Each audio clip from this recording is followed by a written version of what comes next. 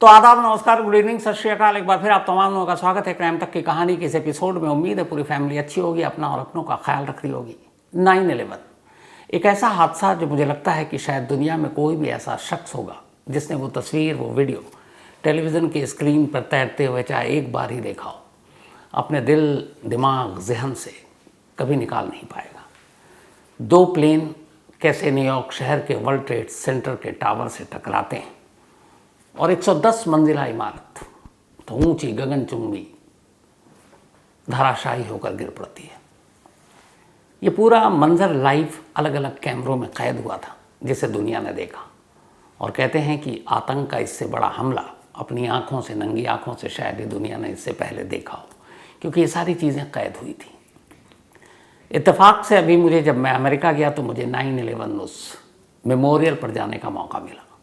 World trade centre की जो 2 building थी, एक नॉर्थ ब्लॉक और एक साउथ ब्लॉक, साउथ टावर और नॉर्थ टावर, वो दोनों तो 9/11 में हम सभी को पता है कि गिरकर बर्बाद हो गया। अब उस जगह पर मेमोरियल बनाया गया, 9/11 मेमोरियल। तो इन दोनों टावर के इर्द गिर्द सैकड़ों हज़ारों लोग रोज़ाना आते हैं और अपनी अपनी श्रद्धांजलि देते हैं, और इन मेमोरियल पर चारों तरफ उन तमाम लोगों के नाम हैं जिनकी मौत 9/11 में हुई थी।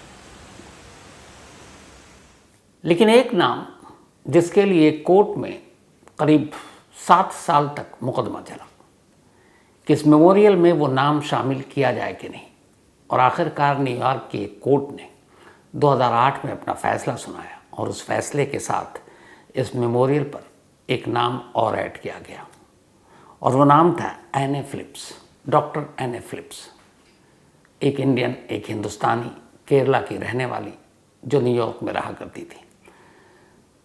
तो 2751वीं 2751 नाम है इन दोनों मेमोरियल पर, नॉर्थ और साउथ टावर पर जो बना हुआ है, और उसमें आखिरी नाम डॉक्टर एनी फिलिप का है। और आज एनी फिलिप की ही कहानी कि आखिर 2751वां नाम उनका क्यों, और क्यों कोर्ट को इतना वक्त लगा इस नाम को उस मेमोरियल में लिखने के लिए, क्योंकि ये नाम हर एक के लिए श्रद्धांजलि है वहाँ पर। तो जब मैं वहाँ पहुँचा तो मेरे जहन में ये स्टोरी थी, और पहले से पता था, दीपक ने कई बार डिस्कस भी किया था कि इस स्टोरी को सुनाना चाहिए। वहाँ जाने के बाद फिर मुझे लगा कि वाकई इस कहानी को सुनानी चाहिए, और चूँकि मैं उस जगह का गवाह बनकर आया, उस जगह को देखा जहाँ 2011 तब मैं रिपोर्टिंग कर रहा था दिल्ली में। आज भी मुझे याद है, इस वक्त इंडिया में उस दिन शाम के करीब 5:45 बज रहे होंगे, 5:40, जब ये खबर पहली बार आई थी, और ख़बर के साथ सीधे तस्वीर आई थी, वर्ल्ड ट्रेड सेंटर पर प्लेन के टकराने की तस्वीर।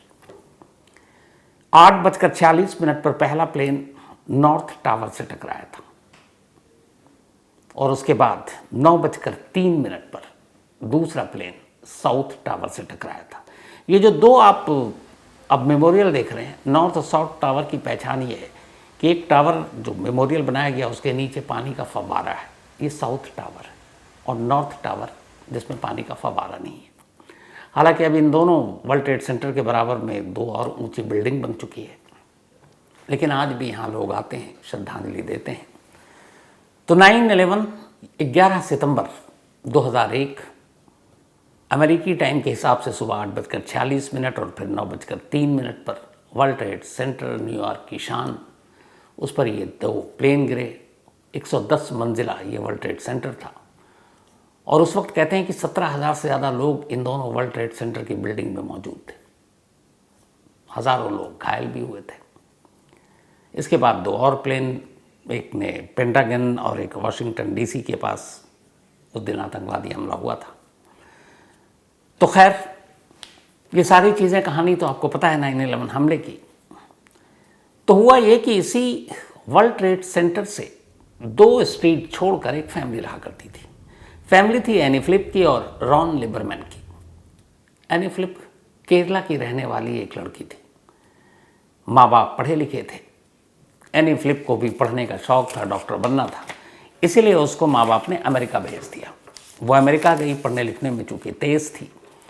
तो वहाँ पर उसने जॉन हॉपकिंस यूनिवर्सिटी में 1991 में दाखिला ले लिया। जॉन हॉपकिंस यूनिवर्सिटी एक नामी यूनिवर्सिटी है। वहाँ से उसने अपनी पढ़ाई की। इसी दौरान पढ़ाई के दौरान उसकी मुलाकात रॉन लिबरमैन से हुई, जो एक जू है, एक यहूदी है। वो उसके 1 साल जूनियर था। दोनों के कॉलेज में मुलाकात हुई, दोस्ती हुई। इसके बाद फिर इन दोनों ने तय किया कि वो अपना मेडिकल के पेशे में पढ़ाई करेंगे आगे। तो जॉन हॉपकिंस यूनिवर्सिटी से पढ़ाई के बाद दोनों शिकागो स्कूल ऑफ मेडिसिन 1995 में पहुंच गए।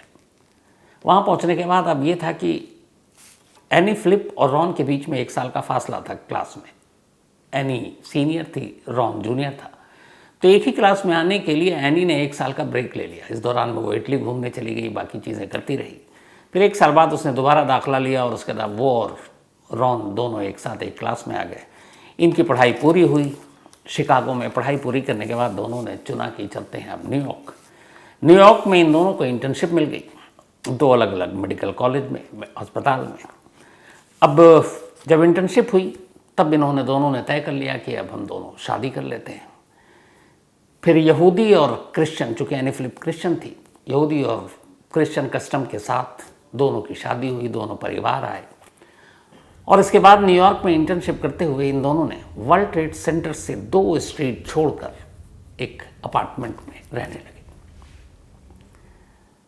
और ये जो स्नेहा फिलिप हैं, doctor Sneha Philip, the unsolved mystery of Sneha Philip, Kuku FM के ऑडियो एंटरटेनमेंट प्लेटफॉर्म पर भी ये कहानी है, तो आप वहाँ पर भी इसे सुन सकते हैं। The unsolved mystery of Sneha Philips, Kuku FM के ऑडियो एंटरटेनमेंट प्लेटफॉर्म पर। कुकू एफएम एक बेहद तेज़ी से बढ़ता हुआ ऑडियो लर्निंग ऐप है और लाखों लोग इसको सुन रहे हैं और इससे कुछ ना कुछ नया सीख रहे हैं, आगे बढ़ रहे हैं।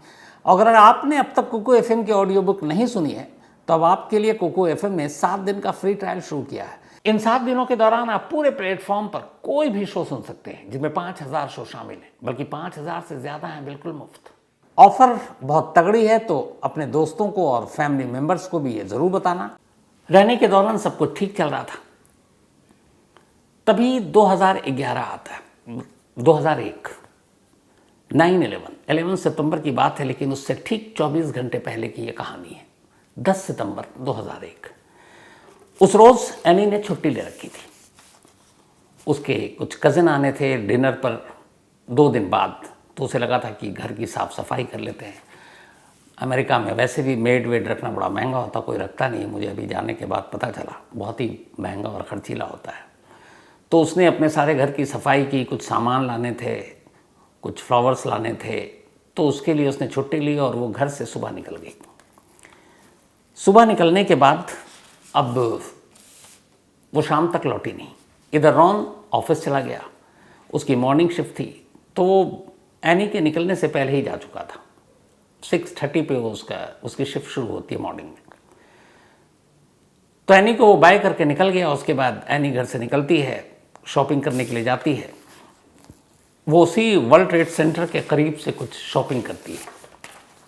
वहीं पे वो अपना अमेरिकन एक्सप्रेस का जो कार्ड था उससे कुछ सामान खरीदती है, कुछ वॉशरूम के लिए, कुछ फ्लावर, और ये सारी चीज़ें करने के बाद करीब 4 बजे आखिरी बार उसकी ये शॉपिंग और बाकी चीज़ों की डिटेल मिलती है 10 सितंबर की। अब इसके बाद शाम हो जाती है। शाम को रॉन घर लौट आता है, लेकिन देखता है कि अभी एनी है नहीं। उस वक्त एनी के पास मोबाइल नहीं था, 2001 की बात है।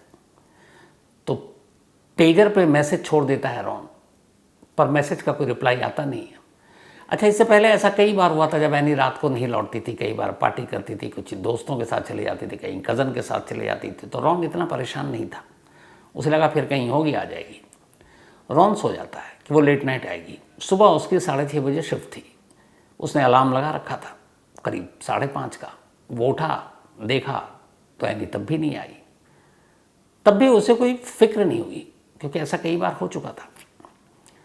वो अपना तैयार हुआ और सुबह ठीक अपने हॉस्पिटल के लिए निकल गया। ये 11 सितंबर सुबह की बात है। 6:30 पे वो हॉस्पिटल पहुंचता है और उसके बाद अमेरिकन टाइम के हिसाब से वही करीब 9:45, 8:46 थे। 9 बजे वो अपने हॉस्पिटल में था, तभी उसका एक कुलीग उसे कहता है कि टीवी पर न्यूज़ देखो। और जब वो टीवी पर देखते हैं तो लाइव उस वक्त रिपोर्टिंग चल रही थी, वर्ल्ड ट्रेड सेंटर पर एक प्लेन घुस चुका था पहला। वो अभी देख ही रहते तब तक कि दूसरी खबर आ गई हमले की, जो दूसरा टावर था उसको भी एक प्लेन टकरा चुका था। ये जो दोनों टावर में प्लेन टकराए थे, ये उस 110 मंजिला टावर था जिसमें से 100 सेकंड 102 जो मंजिल थी वहाँ पर प्लेन जाकर टकराया था। कोहराम मच गया। फौरन रॉन को एनी की याद आई, उसने उसको मैसेज छोड़ा, घर पे लैंडलाइन पे फ़ोन किया, किसी ने उठाया नहीं। उसने उसके पेरेंट्स को, उसके ब्रदर को, कज़न को फ़ोन किया, किसी ने कहा कि हमें कुछ पता नहीं। अब वो घबरा गया कि उसके घर के पास है वर्ल्ड ट्रेड सेंटर। वो फ़ौरन वहाँ से भागा, लेकिन जब भागा तो वो पूरा जो वर्ल्ड ट्रेड सेंटर का इलाका है वो उसको कॉर्डन ऑफ कर दिया गया, कोई जा नहीं सकता था। दो इतनी बड़ी इमारतें गिर गई, चारों तरफ धूल धूल, यहाँ तक कि उसके गिरने के सारे उस दिन विंडो थोड़ा सा खुला छोड़ कर आ गया था और उसके पूरे घर में वो धूल मिट्टी वर्ल्ड ट्रेड सेंटर की पहुँच गई थी। अब वहाँ गया तो सारे तरफ से नाकेबंदी, पुलिस वाले किसी को जाने नहीं दे रहे हैं। वो बता रहा है कि मेरी वाइफ, मैं परेशान हूँ, वो घर नहीं लौटी है। तभी एक एम्बुलेंस गुजर रहा था, जो कि ये खुद एक मेडिकल कॉलेज से था, एक डॉक्टर ही जैसा था। तो इसने उस एम्बुलेंस वालों को सारी बात बताई, एम्बुलेंस में बैठ गया। वहाँ घायल बहुत ज़्यादा थे, पुलिस को भी ज़रूरत थी ऐसे मेडिकल के पेशे से जुड़े हुए लोगों की। तो रॉन अब 9/11 के स्पॉट पर पहुँच चुका था, जहाँ वर्ल्ड ट्रेड सेंटर के पास। अब वहाँ हर तरफ अफरा तफरी, लोगों की लाशें पड़ी हुई हैं, कुछ ज़ख्मी करा रहा है, मतलब मलबा, धूल, मट्टी, बहुत सारे लोग मलबे में दबे हुए हैं, चीख पुकार का आलम। अब ऐसे में वो अपनी वाइफ एनी को ढूंढ रहा है। वो इधर उधर घायलों को देखता भी, उनकी मदद भी करता, फिर एनी को ढूंढता, लाशें देख पड़ी हुई थी एक तरफ, वो लाशों को देखता। उसके दिमाग में ये था कि एनी चूँकि एक मेडिकल स्टाफ है और इसी मेडिकल के पेशे से घर करीब है, तो हो सकता है उसके जाने के बाद वो घर लौटी और ये हादसा हुआ और वो पहुंच गई वहाँ पर लोगों की मदद करने के लिए। अब मदद करने के लिए पहुंची तो पहले और दूसरे जो हादसा हुआ था टावर के अंदर, 8:46 पर पहला और 9:03 पर दूसरा, तो करीब करीब 15-16 मिनट का फासला था। तो हो सकता है पहले टावर के गिरने के बाद वो पहुंची हो, यही उसके मन में था। अब कहीं वो दूसरा टावर गिरा, उसमें फंस ना गई हो। तो वो धड़कते दिलों के साथ तमाम लाशें, घायलों, सबको ढूंढ रहा, बदहवास ढूंढ रहा है, लेकिन कहीं कोई फ़ायदा नहीं। पूरा दिन 11 सितंबर निकल जाता है, एनी का कोई सुराग नहीं मिलता। अब उसकी माँ बाप, भाइयों को खबर मिलती है, वो सब आते हैं, ढूंढ रहे हैं। इधर एक एक कर लाशों को अस्पताल ले जाया जा रहा है। कुछ लाशों की शिनाख्त हुई, बहुत सारे लाशों की शिनाख्त नहीं हुई। और इत्तेफाक से फिर ये पता चलता है उसको एनी के कुछ चीज़ों से कि उस दिन एनी को उसमें वर्ल्ड ट्रेड सेंटर के ऊपर किसी काम से जाना था। अब ये था कि वर्ल्ड ट्रेड सेंटर के ऊपर जाना, और वर्ल्ड ट्रेड सेंटर गिर चुका, तो कहीं ऐसा तो नहीं कि वो उसी के अंदर हो उस वक्त जब हादसा हुआ। तो ये सारे ख्याल उसके मन में हैं, लेकिन कहीं से एनी का कोई सुराग नहीं मिल रहा। इसके बाद अगले कई दिन होते हैं मलबा समेटने में, लाशों को पहचानने में। बहुत सारी लाशें पहचानी नहीं जा सकी, उसकी हालत ऐसी नहीं थी। अब वो भटकता रहा। उसके बाद बहुत सारी हेल्पलाइन खुली।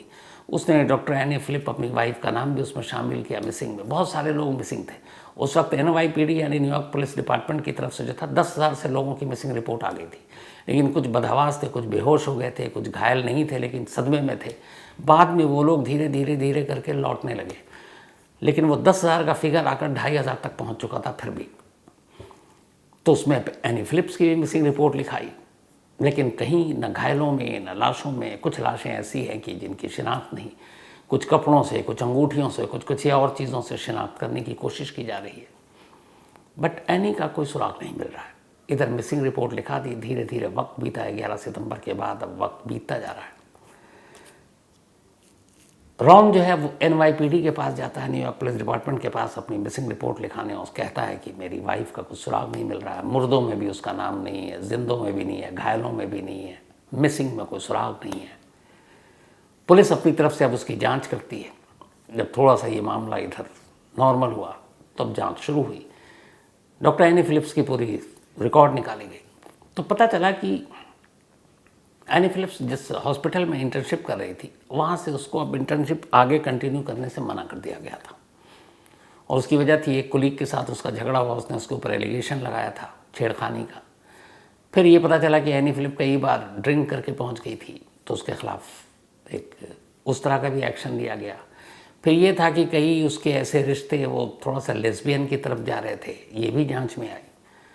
तो NYPD ने ये सारी अपनी तफ्तीश शुरू की। और इधर रॉन को न्यूयॉर्क पुलिस पर भरोसा नहीं था, उसने अपना एक डिटेक्टिव हायर किया और उस डिटेक्टिव ने भी पूरी जांच की। थोड़ा दिन बीता, जांच के बाद डिटेक्टिव ने अपनी रिपोर्ट दी।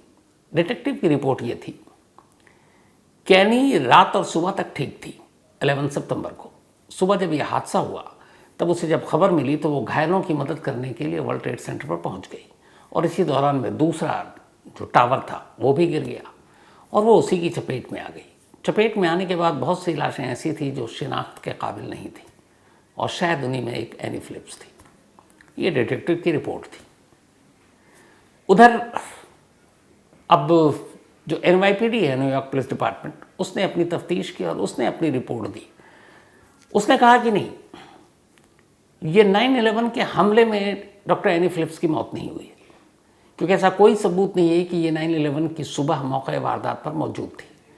जो 10 सितंबर की पूरी उसकी चीज़ें थी वो घर नहीं पहुंची, कहाँ कहाँ गई। फिर उसके जो सारे हॉस्पिटल के रिकॉर्ड्स, इंटर्नशिप कंटिन्यू न करने की रिपोर्ट, साथ ही कुलीग के साथ झगड़ा करना, तो NYPD को ये शक था कि एनी फिलिप्स इन तमाम चीज़ों से परेशान थी और शायद अब वो एक नई ज़िंदगी शुरू करना चाहती थी और इन सब चीज़ों से दूर सबको अंधेरे में रखकर वो कहीं किसी नए नाम के साथ जीना चाहती थी और इसीलिए वो चुपचाप से गायब हो गई। शायद कहीं और वो नए नाम से वो अपनी नई ज़िंदगी शुरू करेगी, इसलिए अपने पति, घर, रिश्तेदार, दफ्तर सबको छोड़ दिया उसने। लेकिन इस रिपोर्ट में किया था कि कोई ऐसे नई ज़िंदगी शुरू करता है तो कुछ चीज़ें तो, पैसे, बाकी चीज़ें तो अकाउंट से अपने निकालेगा, नए सफ़र पर जाएगा तो बहुत सारी ज़रूरतें। ऐसा कुछ नहीं किया था एनी फिलिप्स ने, यहाँ तक कि उसके डॉक्यूमेंट्स सारे घर पे ही थे। लेकिन NYPD ने यही रिपोर्ट वहाँ की कोर्ट में सबमिट कर दी। अब जब ये कोर्ट में सबमिट की तो 29 जुलाई 2006 वहाँ की लोकल कोर्ट ने अपना फैसला सुनाया और उस फैसले में 5 जजों की बेंच थी। उन्होंने कहा कि जो NYPD की फाइंडिंग्स हैं, जो रिपोर्ट है, उसके हिसाब से साफ पता चलता है कि आखिरी बार 10 सितंबर 2001 को डॉक्टर एनी फिलिप्स को देखा गया था और जो उसके सारे ये रिकॉर्ड्स हैं कि इनडिसिप्लिन, शराब पीकर हॉस्पिटल जाना, लेस्बियन वाले कुछ रिश्ते, कुलीग के साथ झगड़ा, फिर उसकी वजह से एक नाइट उसको जेल में भी रहना पड़ा था एक बार इसी झगड़े के लिए। तो इन सारी चीज़ों के बाद एनी फिलिप्स शायद एक नई ज़िंदगी, एक नए नाम, नए पहचान के साथ शुरू करना चाहती थी और इसलिए उसने ख़ुद को गायब कर लिया। तो NYPD की इसी फाइंडिंग्स को कोर्ट की 5 जजों की बेंच ने माना और 29 जून 2006 को, यानी 9/11 के 5 साल के बाद, अपना फैसला सुनाया और कहा कि डॉक्टर एनी फिलिप की मौत की तारीख 11 सितंबर 2001 नहीं बल्कि 10 सितंबर 2001 मानी जाए, यानी वो 9/11 की विक्टिम नहीं मानी जाएगी। अब 9/11 के विक्टिम के लिए बहुत सारे अमेरिका में फैसिलिटी, सहूलियत, पैसे, मुआवजे भी थे, लेकिन अब कोर्ट ने कह दिया कि नहीं, एनी फिलिप्स की जो डेथ सर्टिफिकेट होगी या मौत की तारीख मानी जाएगी वो 10 सितंबर मानी जाएगी, 11 नहीं। अब ये झटका था एनी फिलिप्स की फैमिली के लिए, रॉन के लिए। इस फैसले के खिलाफ उन्होंने अपील कोर्ट में अपील की, उससे ऊपरी अदालत में, और फिर उन्होंने सारी चीज़ें बताई। अपील कोर्ट में यह मामला चलता रहा और आखिरकार 31 जनवरी 2008, 31 जनवरी 2008 को अपील कोर्ट ने अपना फैसला सुनाया। अपील कोर्ट में फिर 5 जजों की बेंच बैठी और अपील कोर्ट ने अपने फैसले में कहा कि बहुत सारे ऐसे लोग मारे गए जिनकी लाशें नहीं मिली, जिनके सबूत नहीं मिले, कोई शिनाख्ती चीज़ नहीं मिली, और बहुत सारे ऐसे लोग थे जो वहाँ पर मदद के लिए पहुँचे थे जब पहला टावर गिरा था और फिर दूसरे टावर की चपेट में वो भी आ गए। तो बहुत मुमकिन है डॉक्टर एनी फिलिप, चूँकि एक डॉक्टर थी और बिल्कुल वर्ल्ड ट्रेड सेंटर से 2 स्ट्रीट दूर उनका फ्लैट था, तो जब टावर गिरा तो वो धूल उनके घर तक पहुँची और वो निकली। फिर उन्होंने देखा और उसके बाद वो घायलों की मदद के लिए वहाँ पहुँच गई और उसी दौरान में दूसरा टावर अगले 15-14 मिनट में गिर गया और बहुत मुमकिन है कि वो उसकी चपेट में आ गई। इसीलिए डॉक्टर एनी फिलिप को 9/11 का विक्टिम माना जाए। लोअर कोर्ट ने मानने से मना कर दिया था, 10 सितंबर मौत की तारीख तय की थी, लेकिन अपील कोर्ट ने कहा नहीं, वो एक विक्टिम है 9/11 की और वो चपेट में आ गई जब वो मदद करने के लिए गई थी। तो इसीलिए डॉक्टर एनी फिलिप का नाम उस मेमोरियल पर लिखा जाना चाहिए और उनकी मौत की तारीख 9/11 ही होगी और वो इस टेररिस्ट हमले की एक और शिकार मानी जाएंगी और इसीलिए उनका नाम विक्टिम लिस्ट में 2751 2751वां नाम डॉक्टर एनी फिलिप का उस मेमोरियल के उस पत्थर पर गोदा जाए, लिखा जाए।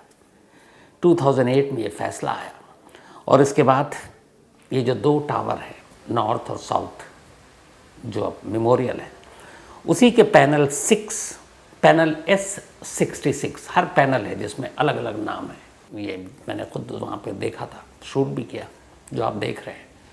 तो उसी के पैनल S और 66 पत्थर पे 66 वाले पर डॉक्टर एनी फिलिप का नाम कोर्ट के इस आदेश के बाद 2008 में लिखा गया और इसके साथ ही ऑफिशियल हो गया कि डॉक्टर एनी फिलिप की मौत 10 सितंबर को नहीं हुई, न वो कहीं और किसी और नाम से अपनी ज़िंदगी बसाने के लिए गई, न उनकी बाकी इस प्रोफेशनल लाइफ और पर्सनल लाइफ में जो चीज़ें हुई उससे उसका कोई लेना देना नहीं, बल्कि वो इस 9 हमले की शिकार थी। और इसीलिए अभी तक इस केस में जो 9/11 के विक्टिम की तादाद है जिनकी जान गई है 2750 थी 2008 से पहले। अब एनी फिलिप का जब नाम जोड़ा गया तो 2751 विक्टिम के नाम के आगे डॉक्टर एनी फिलिप का नाम है। परिवार खुश हुआ, खुशी भी क्या, मतलब एक मौत हुई थी, लेकिन अब हर मेमोरियल डे पर पूरी फैमिली और ये जितने विक्टिम हैं, US में ये मेमोरियल डे होता है, बड़ी तादाद में सोगवार लोग पहुंचते हैं और वहाँ जाकर अपनी श्रद्धांजलि देते हैं। हर दिन शायद ही कोई ऐसा हो जो वहाँ पर किसी अपनों को श्रद्धांजलि देने नहीं आता। जो लोग न्यूयॉर्क में लोकल रहते हैं उसमें मरने वाले बहुत ज़्यादातर लोग लोकल थे, उनकी फैमिली आज भी है, तो वो एक वक्त वहाँ हाज़िरी लगाते हैं, चंद आंसू बहाते हैं, कुछ फ्लावर रखते हैं और फिर श्रद्धांजलि लेकर निकल जाते हैं। क्योंकि 2001 में जब ये हुआ था मैंने अपनी आंखों से देखा था, इस पर बहुत सारी स्टोरीज़ की, बहुत सारे रिपोर्ट बनाए और फिर मुझे मौका मिला उस जगह पर जाने का। तो मैंने तय किया था कि वहाँ कम से कम मैं 4-5 घंटे बिताऊंगा और इन चीज़ों को देखूंगा, महसूस करूंगा। और मैंने उतना ही वक्त बिताया दोनों टावर पर। अब आसपास में मैंने लोगों से पूछा, एक बहुत ऊंची ये चमचमाती जो बिल्डिंग आप देख रहे हैं ये इस 9/11 के बाद बनी है। कहते हैं कि ये वर्ल्ड ट्रेड सेंटर न सिर्फ न्यूयॉर्क बल्कि अमेरिका की आन बान शान माना जाता था और इसीलिए ओसामा बिन लादेन और उसके टेररिस्ट साथियों ने इस 2 बिल्डिंग को अपना निशाना बनाया था ताकि इसको गिराकर सीधे अमेरिका को चुनौती दे सके। और ये चूँकि पूरे न्यूयॉर्क की शान थी, न्यूयॉर्क पूरे जो मैनहट्टन एरिया है, ये तमाम जो चमचमाती इमारतें हैं रात भर जगमगाती रहती हैं, ये इसी खूबसूरती के लिए वो टाइम स्क्वायर हो या फिर मैनहट्टन हो, ये जानी जाती हैं। लेकिन अमेरिका ने आतंकवाद का फिर मुकाबला किया। 9/11 के बाद दोबारा कभी अमेरिका में आतंकवादी हमला नहीं हुआ और फिर एक नई बिल्डिंग खड़ी की, उतनी ही ऊंची, उतनी ही शानदार। तो जाने के बाद चूँकि वो तस्वीरें मेरे जहन में थीं 9/11 की, तो वहाँ जितनी देर भी रहा वो तस्वीरें मेरे दिमाग में घूम रही थी और मैं महसूस कर रहा था कि एक प्लेन एक बिल्डिंग में आकर टकराए, उस प्लेन के अंदर, बिल्डिंग के अंदर करीब 17,000 से ज़्यादा लोग हों, 110 मंजिला बिल्डिंग है और आसपास वहाँ पे बड़ी, ये जो पूरा इलाका बड़ा संकरी सा है, चूँकि ये बहुत ही महंगा इलाका है वर्ल्ड ट्रेड सेंटर और उसके आसपास। तो वहाँ चौड़ी चौड़ी सड़कें नहीं हैं जैसे बाकी LA में और कहीं जगह पर है। ये न्यूयॉर्क का पूरा मैनहट्टन या टाइम स्क्वायर है, आप जो भी देखेंगे ये सब बड़ी पतली पतली सड़कें हैं और ऊंची ऊंची इमारतें हैं। तो वैसे में उस वक्त जब बिल्डिंग गिरी तो कैसे लोग भागे होंगे, उस बिल्डिंग का कि जो मलबा बाकी चीज़ें आसपास के बिल्डिंगों को बहुत सारा नुकसान पहुंचाया, कैसे लोग दबे रहे। यकीन मानिए वो 4-5 घंटे वो सारी चीज़ें आंखों के सामने घूमती रही थी और इत्तेफाक से डॉक्टर एनी फिलिप की कहानी और फिर उनका नाम 2751वां याद था। तो मुझे लगा इसी बहाने आपको ये 9/11 मेमोरियल भी दिखा दूँ, वहाँ आपको खुद ले चलूँ। तो वो सारी चीज़ें आप लोगों के लिए शूट की थी, और साथ ही 9/11 से जुड़ी ये ख़ास कहानी, क्योंकि इसका रिश्ता हमारे हिंदुस्तान से है, केरल से है, डॉक्टर एनी फिलिप केरल की थी। तो कम से कम एक इंसाफ मिला कि 9/11 की विक्टिम में आखिरी नाम जो जुड़ा 2751 डॉक्टर एनी फिलिप का। तो आज कहानी में इतना ही। अपनी राय ज़रूर दीजिएगा इस कहानी पर, लेकिन कहानी ख़त्म करूँ उससे पहले वही अपना सिलसिला। आज हरबंस गिल जी, इनकी डॉटर इन लॉ यानी कि बहू, उनका बर्थडे है। इन्होंने नाम भेजा नहीं, लेकिन कोई बात नहीं, पूरी क्राइम तक फैमिली मेम्बर की तरफ से हरबंस जी, आपकी बहू को बहुत बहुत जन्मदिन की बधाइयाँ, मुबारक। और इन्होंने लिखा है कि वो मेरे लिए बहू नहीं बल्कि बेटी है, इससे बड़ी बात और क्या होगी। ये लुधियाना से हैं। Kirti Verma, thank you so much Kirti. और आप ऐसा ना समझें कि आप के साथ पूरी क्राइम तक फैमिली है, आपके तमाम बाकी लोग आपका बर्थडे विश वैसे ही और बर्थडे वैसे ही सेलिब्रेट करेंगे। तो आप हमेशा अच्छी रहें, खुश रहें, हैप्पी बर्थडे। इसके अलावा सारिका का भी आज जन्मदिन है, तो हैप्पी बर्थडे सारिका। और ये निरंजन कुमार ने भेजा है। जयदीप सिंह, इन्होंने कहानी की फरमाइश की है। साथ ही सिमरन और साहिल, थैंक यू सो मच। और इन दोनों की आज इंगेजमेंट सेरेमनी भी, या 1 साल हो गया शायद, तो दोनों को बहुत मुबारक, सिमरन और Sahil. Shailendra Vishwakarma, thank you so much, और आपके सुझाव पर अमल भी करेंगे। Sahil Chopra, thank you so much आपका। गौतम कुमार एक कहानी की फरमाइश की है। सुरेंद्र बुदानिया, इन्होंने भी कहानी की फरमाइश की। और गोविंद कुशवाहा जी, लक्ष्मीपुरा पडरौना कुशीनगर से, thank you so much Govind भाई। तो लास्ट में आपको वापस एक बार फिर से याद दिला दूं कि डिस्क्रिप्शन में जो लिंक है वहाँ कुकू FM डाउनलोड करके कुकू FM में 7 दिन का फ्री ट्रायल शुरू किया है। इन 7 दिनों के दौरान आप पूरे प्लेटफॉर्म पर कोई भी शो सुन सकते हैं, जिनमें 5000 शो शामिल हैं, बल्कि 5000 से ज़्यादा हैं बिल्कुल मुफ्त। तो कहानी में आज इतना ही। अब आपसे मुलाकात होगी कल रात 9 बजे किसी नई कहानी के साथ। तब तक अपना और अपनों का ख्याल रखिएगा। Thank you very much.